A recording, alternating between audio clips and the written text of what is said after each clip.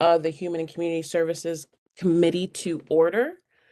Right now we have on myself, Counselor Adrian Billings-Smith, Deputy Mayor Liam Sweeney, and Counselor Alberto Cortez, as well as our town manager, Rick Ledwith, our Director of Human and Leisure Services, Helen Rubino Turco, Director of Library Services, Laura Ermshire, will not be here tonight, and we hope that the mayor will make it. So, welcome back, everyone. It's been a long time, it feels like. Even though we were together last month, these monthly meetings feel like they're getting further and further apart. But I'm so excited because I feel like our committee has the most stuff like happening, but I'm sure every committee feels like that, but I like all the good community stuff happening in it. So I will just hop into it. Um, and I will go to number 2 in business items for the new Elmwood Community Center. I'm sure that both town manager Rick Ledwith has something to say and Helen. So I'll let either of you go, whoever you want. Okay, thank you, Madam Chair. I can start off. Rick Ledwith, Town Manager. Good evening, everyone. First, yes, we did meet last month and just wanted to thank you for hosting our architects at Tecton at our committee meeting last month. So they appreciated the opportunity to share their progress to date at that meeting. Since then, we have had several internal meetings with Tecton, as well as more public outreach that I wanted to summarize for the committee. On September 8th, Tecton held a coffee chat at the Elmwood Community Center, or Elmwood Senior Center, I should say, at the Elmwood Community Center from 2 o'clock to 3 o'clock. And I know Helen had shared a picture of that coffee outreach in her monthly report that I think folks got a chance to see. Last week on September 14th, we held what we called an initial concepts meeting in the auditorium at the Elmwood Community Center. So this meeting included an open house from 5 o'clock to 7 o'clock where residents stopped in, met with the architects, shared input around some of the conceptual options that we are discussing right now or that are being considered. And that took place, as I said, from 5 o'clock to 7 o'clock on the 14th. Then at 7 o'clock, we did a formal presentation, and that was followed by questions and answers on the 14th. Coming up on October 6th, there will be a virtual presentation with questions and answers from 7 o'clock to 8 o'clock. That will be on Zoom. We have information out there for folks to sign up for that meeting and join the link. And then on October 26th, Tecton will host what we're calling at that point a refining the design meeting from 5 o'clock to 8 o'clock at the Elmwood Community Center. We've had a couple of internal meetings. We are starting to get into the design. So we've spent a lot of time programmatically deciding, figuring out what programs we will have housed at the community center and library.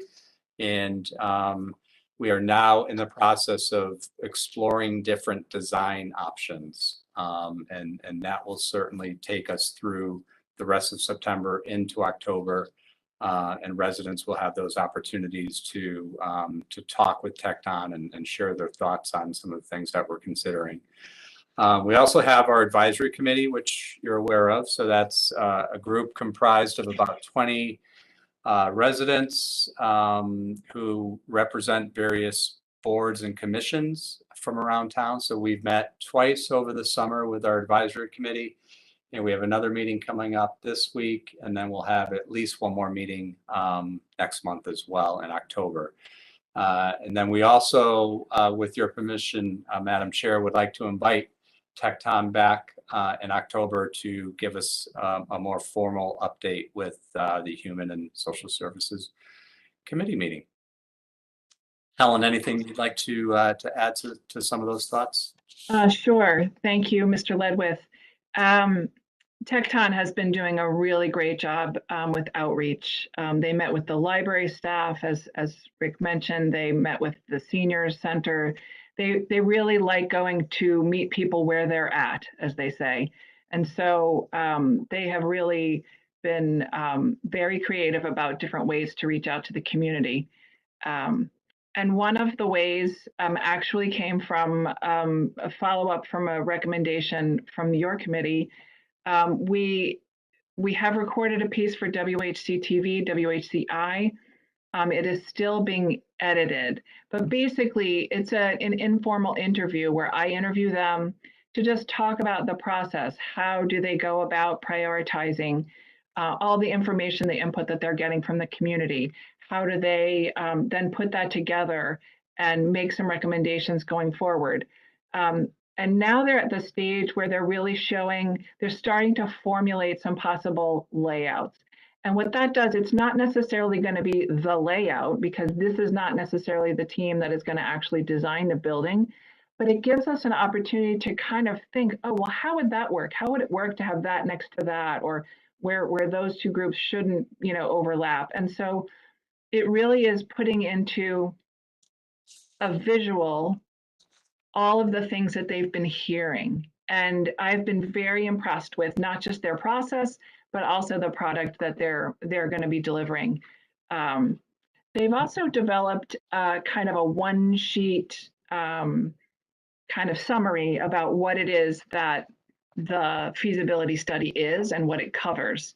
And if people can't hear it on WHC TV or come to some of these outreach meetings, there is always an opportunity for them to review kind of about the project, what the goals of the study is, who's working on the study, and then what the completion date is, and then what the next steps are after that.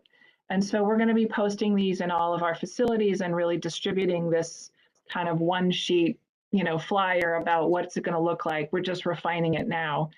But the main thing that I want our residents to know is that if you can't make it to any of these meetings, or you can't come in person, or you can't join the virtual meeting, you can email your comments or your questions to newecc@westhartfordct.gov. newecc@westhartct. That is a mouthful. newecc@westhartfordct.gov goes to a group of people, and the person that's best suited to answer it will reply. And all of these opportunities, recordings, documentation, all the outreach is all on view on the library's website, westhartfordlibrary.org/feasibility-study. So you can find it there as well. They are really doing a great job with the outreach. I really like how they're boiling it down. And they're not promising anything, because we can't promise anything until we start to, kind of put it together and then put some numbers around it and then see what we can do. So that's my report. I'm happy to answer any questions. Thank you. So from what you're hearing between Tecton and the residents so far, I think my question is, are you hearing more people who are saying they would like the existing structure to stay, or they would like to see a new structure be built out of it? That's a great question. And in fact, when I interviewed Tecton for WHC-TV, that was one of our frequently asked questions.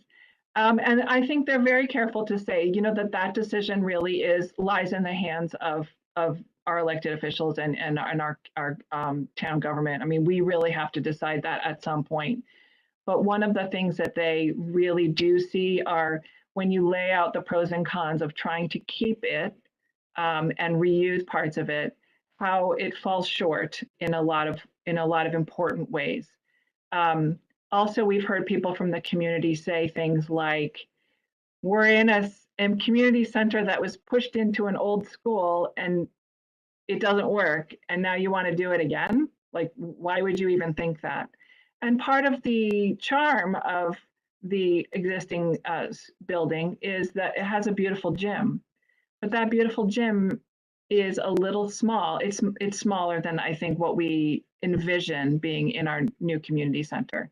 And so when you think about that, combined with the lack of accessibility and the environmental issues, hazards that exist, they exist now and they're encapsulated, but if you start to renovate, it releases them, and that causes another level of cost to, that needs to be factored into that decision.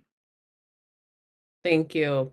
I think, when we're thinking of the space, I think all of us agree on this particular meeting, um, to think big at this point, because this is going to be our one time to get something right that's going to last for 50 more years.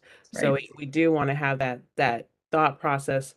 And we want these spaces to be flexible, right? We want these spaces to be able to turn into different things. And um I'm happy that Tecton is taking the time to really get the input from our residents, who will be, and all of us are residents, obviously, but who will really be taking advantage of this, and then letting us work it out as the elected officials. I appreciate that.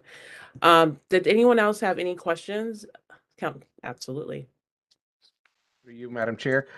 Is there any way we can tour the facility just to get an idea? I know that I've seen the outside of it, and I know that we have activity in the outside, and I think there's someone that goes in and makes sure that things are running the way they're supposed to be. But it's just an assumption, so I don't want to assume.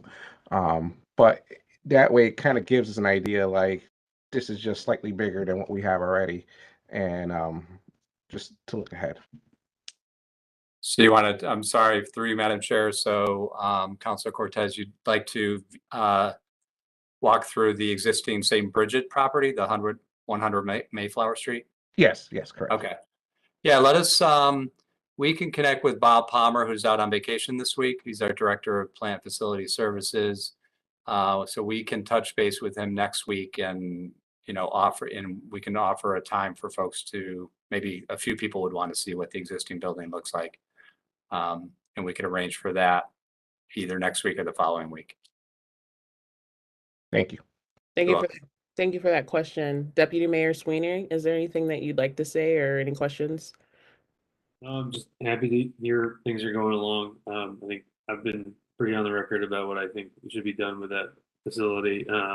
But glad to see this public participation rolling out, and excited to hear the input. And thanks for getting it going. Yeah, I second that for sure. Well, I can't wait until the next meeting. I plan to try to attend the October 6th at least meeting, to see what's going on and what our next steps are, and the timeline that they're thinking, especially since they're thinking about laying down kind of the platform and designs. Go ahead.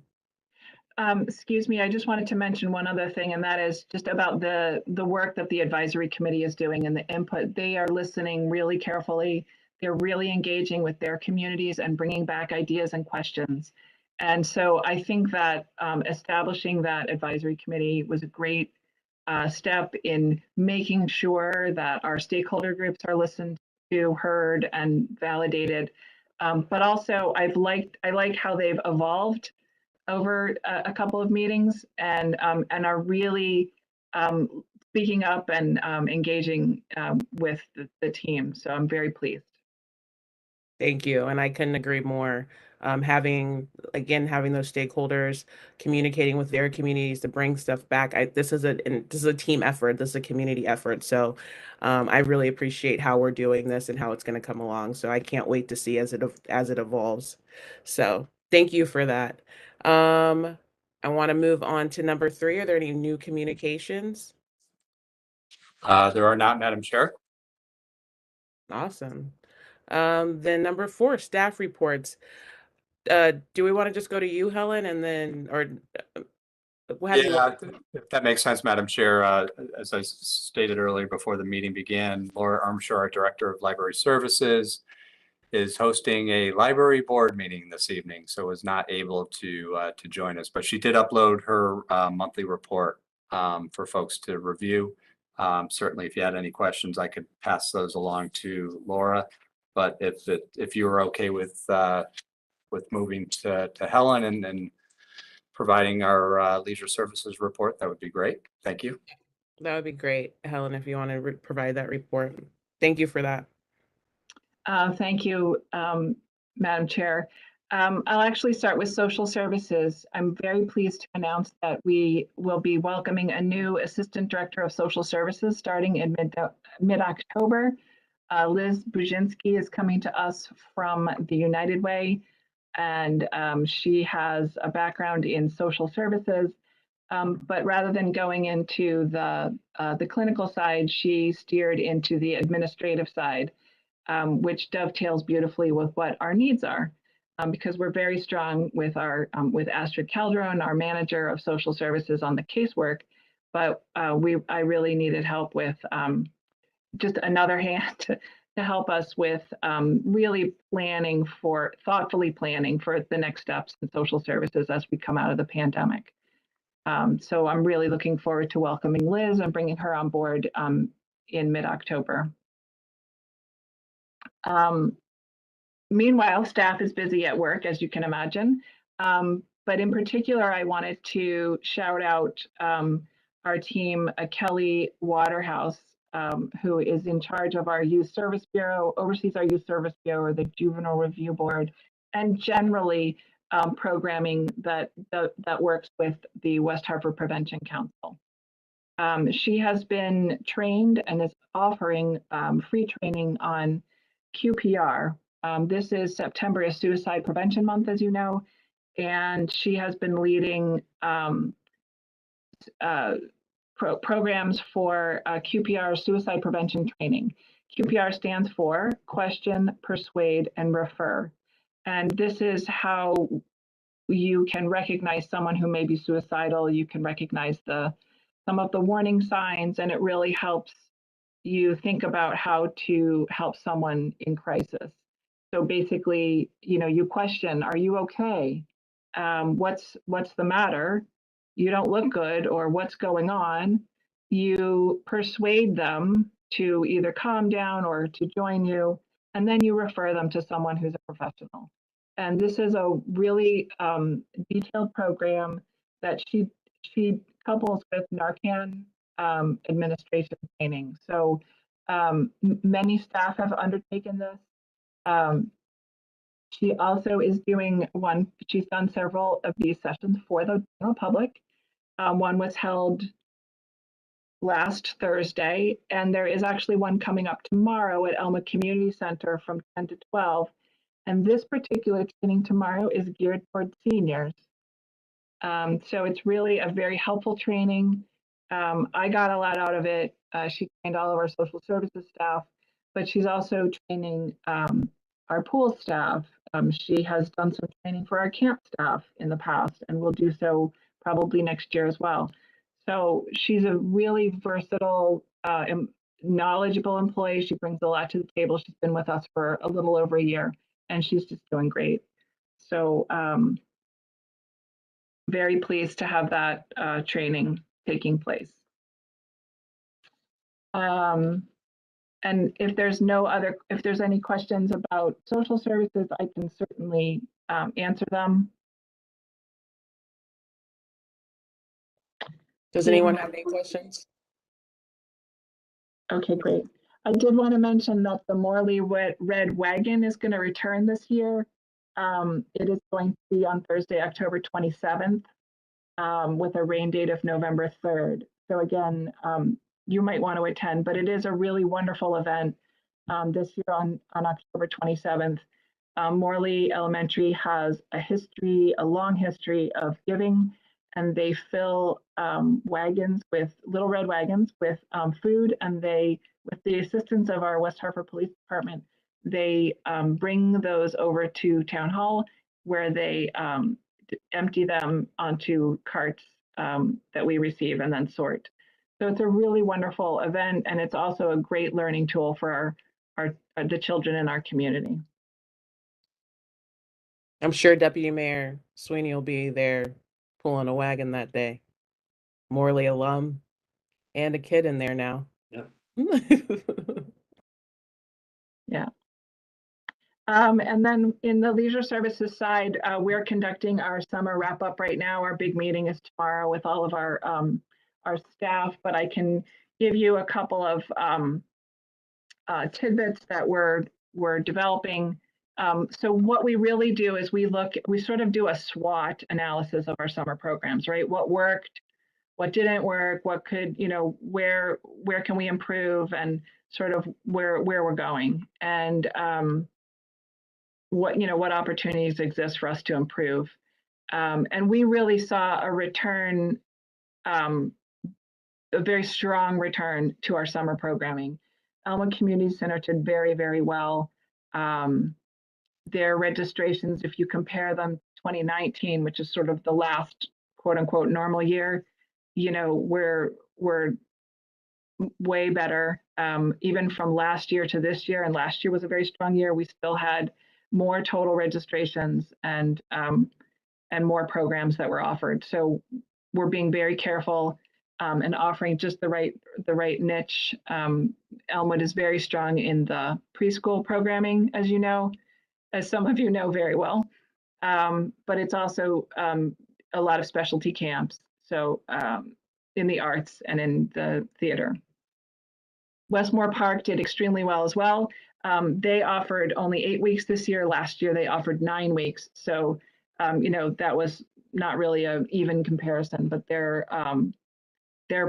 registration numbers are definitely growing back to pre-pandemic levels. And Veterans Rink did really well. During the pandemic, and even last year coming out of the pandemic, their teen program didn't take off. And this year it came back very, very strongly.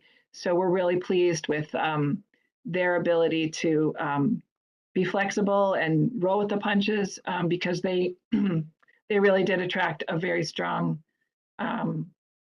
attention this year. In our Camp Fantastic, again, we also did as well as we did in 2019, but we only had 2 locations this past summer. And in the past, we've had 3 because the pool construction. The one thing we did there is that we used to have before and after school program, before care and after care. But we found that a lot of people were paying for that whole hour, but they weren't using it. So instead, we did away with the before care and after care cost, and we just extended the day to have flexible drop off in the morning and flexible pickup in the afternoon, because really by extending it by a half an hour on either end, that was what most people wanted. And so it's worked out really well. You can drop off anytime between 8 and 8:30. The camp starts at 8:30. And then camp ends at 4:30, but you can come by 5. You can get there by 5, then, that's okay. So that was met, people really liked that flexibility. So all in all, our summer camps did very well. In our pools, we also saw a lot of return to strong numbers. And it's no surprise that the largest contingent of people coming to our outdoor pools were children.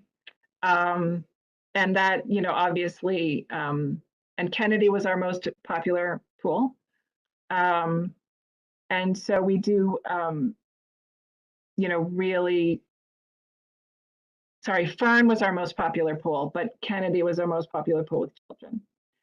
Fern is a very attractive site, and it is one of our newer pools, along with the end. But we did see more than 13,000 unique people come to visit the pool, so that was really really great. And I'll have a more formal report for the town manager, in the next couple of weeks. We're just waiting for the team meeting. Does anyone have any questions so far about our summer wrap up, or? I was gonna ask, it's kind of with summer, but also when do our golf courses usually shut down for the winter, and how well did they do this past summer also? So the golf course continues to do great. This year particularly because the weather it hasn't rained a lot, so there hasn't been a lot of downtime. Typically the season ends in early December. So and then it reopens around mid-March, sometimes a little earlier.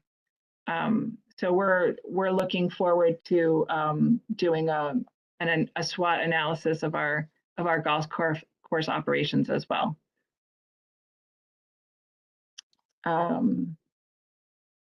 I wanted to let you know that there are 2 upcoming donations to our senior center.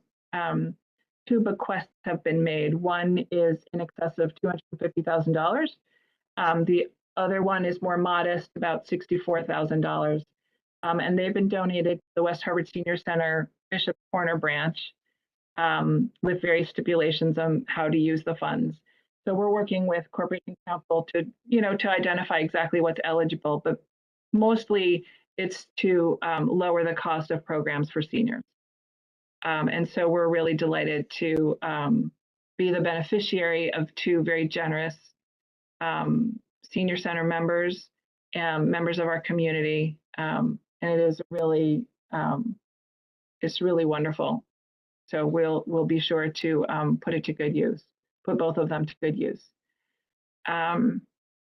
Eisenhower Pool, we did hold a pre-bid conference, was held on site last Wednesday, and it was very well attended. The request for proposals ends at the next week on Wednesday, so we should have some idea of the competitive nature of our RFP process. Northeast Collaborative Architects is the designer.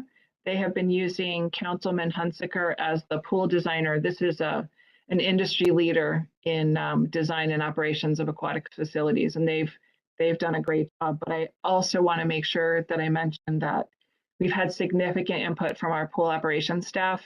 About 2 years ago, we brought on Mike Schultz to work with Todd Petrosky, and Mike is by far the most skilled and knowledgeable employee we've ever had that knows pools.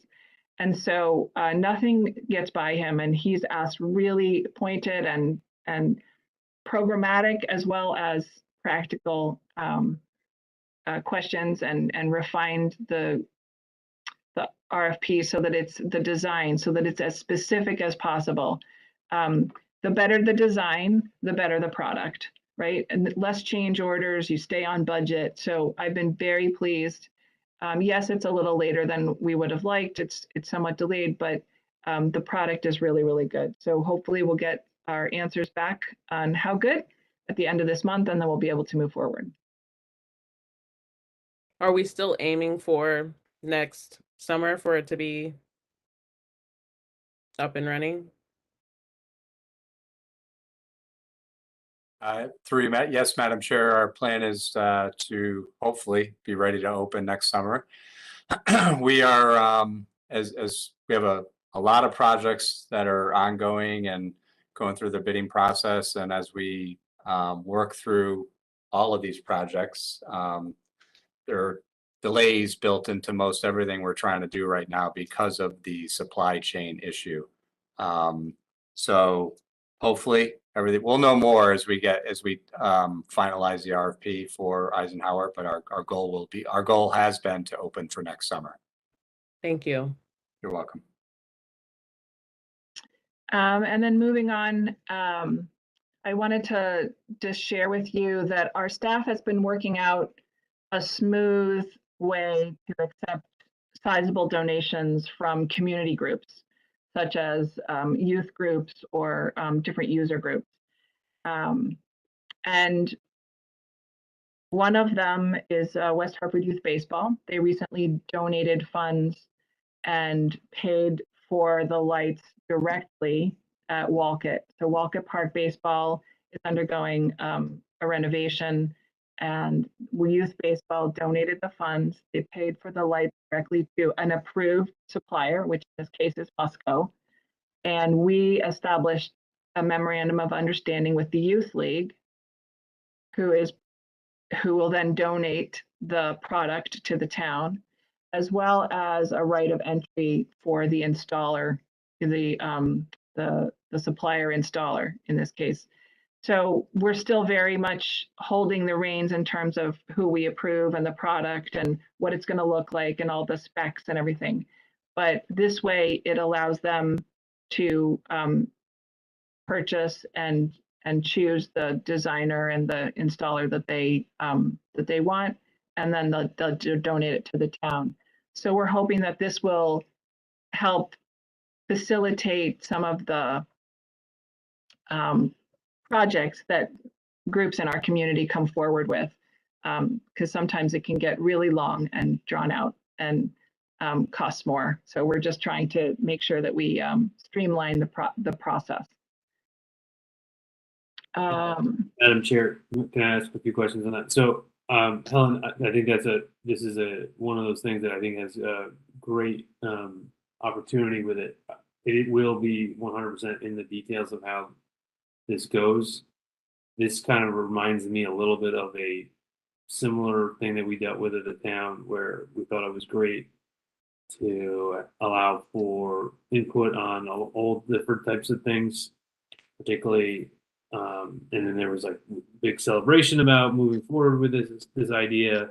And then as we move further down the road, we found out that there were other agendas at hand with how things were going to be rolled out for the next couple of months. And I just want to make sure that if we're giving, such power to these groups on public things,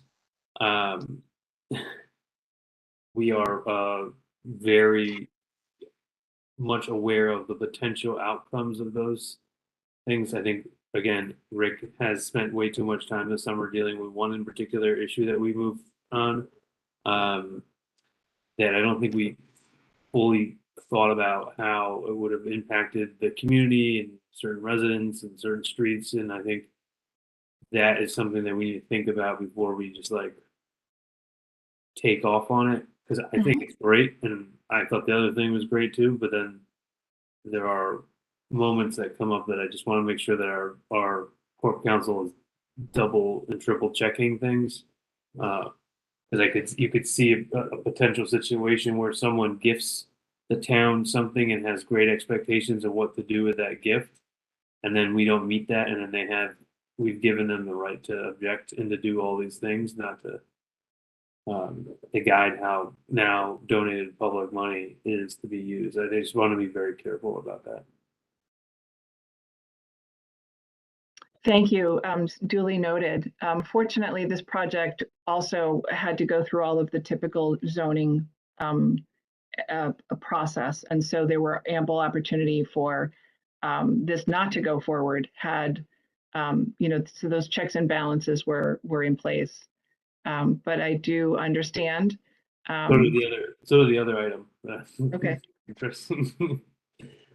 So I just think that sometimes people move forward and you guys have a ton on your plate. I just want to make sure that we really think about what are potential scenarios here. And I know that sometimes sounds like a little bit of government red tape, but I just want to make sure that we understand that if someone were to come to us with a gift, that we have these rights and restrictions for what goes on there. Understood. Thank you. Are there any other questions on this, or shall I go on to other projects that we're working on? You may continue. Thank you. Thank you. So we're developing plans for numerous projects in various parks, bridge replacements at Westmore Park, Spicebush Swamp, and the Miracle League Fields. Of course, that one is not owned by the town, and so we'd have to get permission from the owner to replace the bridge, but it is failing. And then the other two bridges, of course, for Spicebush Swamp particularly, it is falling apart, but it's also our intention to replace it with a bridge that's ADA compliant. And then we're also going to install a pathway from the parking lot to the bridge, and then install a dock in the pond that is ADA compliant, and that will just make this park a little bit more accessible to people with physical disabilities. Westmore Parks also is very important. It's at the bottom of the hill. It goes over the stream there, and it's I don't remember when it was built, but it requires replacement. So we're working on those projects. We're also putting our attention to Walcott Park again. It's in the midst of a modest renovation. As you remember, we redid the western parking lot, the tennis courts, the basketball courts. Now the middle part, the baseball field, the lights are being, as we discussed, replaced. And we're turning our attention to the eastern side, which includes the restroom and the parking lot and the pond. So we'll be working on those 3 projects coming up. The restroom will be probably demolished and replaced with an ADA compliant restroom with sort of a covered area for people to wait. And it'll also be still be adjacent to the splash pad. And then in Kennedy Park, we are in design to renovate the bathhouse. It's just what we have come to understand about restroom design in pools is that big locker rooms aren't needed. It's family changing rooms are a great option to include. So we're reducing the size of the locker rooms, what we call the locker rooms, and installing a couple of options for family changing rooms. And this also assists adults with disabilities because they need help, but it might be a caregiver who's of a mother with an adult son kind of thing. So it also provides them with a place to prepare to use the pool. So we're looking forward to that project and eventually also replace the playscapes there. So those are projects that are coming down the pike. I wanted to remind everyone that Feast on the Farm is September 30th, which is next Friday. And the weather's going to be great. And the food's going to be great. So just wanted to encourage people to support Westmore Park. And tickets are on sale through their website. And then the last thing I wanted to mention is really just an FYI. We are still conducting weekly blood drives at West Hartford Town Hall. They're on Tuesdays, almost every Tuesday.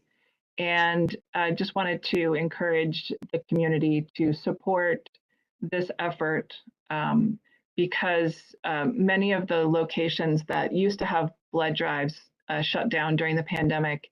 And instead, we opened our doors and encouraged them to come here. And so we want to keep that going for as long as they need it. Blood is very important for trauma patients, for cancer patients, and for research, and for lots of other medical needs. And so the need is always there. I just wanted to let you know about that. Thank you.